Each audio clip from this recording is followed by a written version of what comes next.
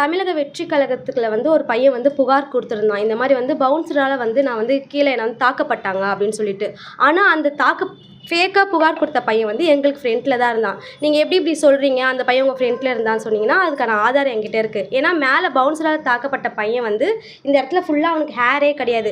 Shirt 2 பேருக்கும் ஒரே மாதிரி இருந்தாலும் ஹேர் வந்து ஒரே மாதிரி கிடையாது. ஏன்னா அந்த பையனுக்கு தள்ளப்பட்ட பையனுக்கு வந்து இந்த இடத்துல பின்னாடி ஃபுல்லாக முடி இல்லை. பட் எங்கள் ஃப்ரெண்டில் உட்காந்து இந்த புகார் ஃபேக்காக கொடுத்த பையனுக்கு இந்த இடத்துல ஃபுல்லாக ஹேர் இருந்தது. அது ஃபோட்டோலேருந்து வீடியோலேருந்து எல்லாமே என்கிட்ட இருக்குது. அது மட்டும் இல்லை, தளபதி வந்து ரேம்ப் வாக்கு போகும்போது அந்த பையன் என் ஃப்ரெண்டில் தான் இருந்தான்.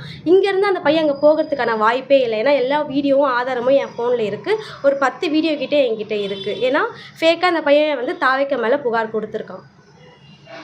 நீங்கள் அவங்க இந்த ரேம்ப் வாக் நடந்த இடத்துக்கும் நீங்கள் இருந்த இடத்துக்கும் எவ்வளோ டிஸ்டன்ஸ் இருக்கும்னு நினைக்கிறீங்க? நாங்கள் வந்து பார்த்திங்கன்னா ரைட் ஹேண்ட் சைடில் இருந்தோம். ரேம்ப் வாக்குக்கு ரைட் ஹேண்ட் சைடில் 3rd இதில் தான் இருந்தோம் நாங்கள். ஸோ அதனால் இந்த கூட்டத்தில் அந்த பையன் போக வாய்ப்பே இல்லை. ஏன்னா செம்ம கூட்டமாகிடுச்சு மாநாட்டில்.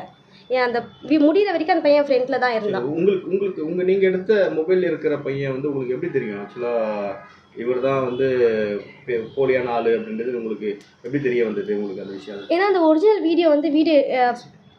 ஒரிஜினல் வீடியோ வந்து போட்டிருந்த பையன் பார்த்தீங்கன்னா ஹேர் தான், ஹேரு அந்த ஷர்ட்டு. ஆனால் 2 பேருக்குமே ஷர்ட் வந்து லைன்ஸ் வந்து கொஞ்சம் டிஃப்ரெண்ட் இருக்குது. அந்த ஃபேக்காக கொடுத்த பையன் வந்து என் கிட்ட மொபைலில் வீடியோ எடுத்திருக்கேன் பார்த்தீங்களா, அந்த பையனுக்கு அதே லைன்ஸ் இருக்குது. ஆனால் அந்த மேலே ஏறின பையனுக்கு லைன் ஷர்ட் வந்து வேறு. நீங்கள் அதை வந்து உத்து பார்த்தீங்கன்னா அது உங்களுக்கே தெரியும். அதே மாதிரி ஹேரு, அந்த பையனுக்கு ஹேரு வந்து பேக்கில் இல்லை, இந்த பையனுக்கு ஹேர் இருக்குது. உங்ககிட்ட இருக்கிற வீடியோ, நீங்கள் எடுத்த வீடியோ, அதில் அந்த பையன் பதிவாக இருக்கான்னு உங்களுக்கு எப்படி தெரிய வந்தது? அது எப்படி தெரிஞ்சிச்சுன்னா, நான் இன்ஸ்டாகிராம் வந்து நார்மலாக வீடியோஸ் வந்து மாநாட்டுக்கு போன வீடியோ போட்டிருந்தேன். ஒருத்தங்க வந்து இதை வந்து ட்ரோல் பண்ணி அந்த பையனை ஷர்ட்டை வந்து இது பண்ணி போஸ்ட்டு போட்டிருந்தாங்க. இது ஆக்சுவலாக நம்ம எடுத்த வீடியோன்னு சொல்லிட்டு என்னோடய மொபைலில் போய் நான் செக் பண்ணும்போது அந்த பையன் என் ஃப்ரெண்டில் இருக்க வீடியோ வந்து எல்லாமே இருக்குது.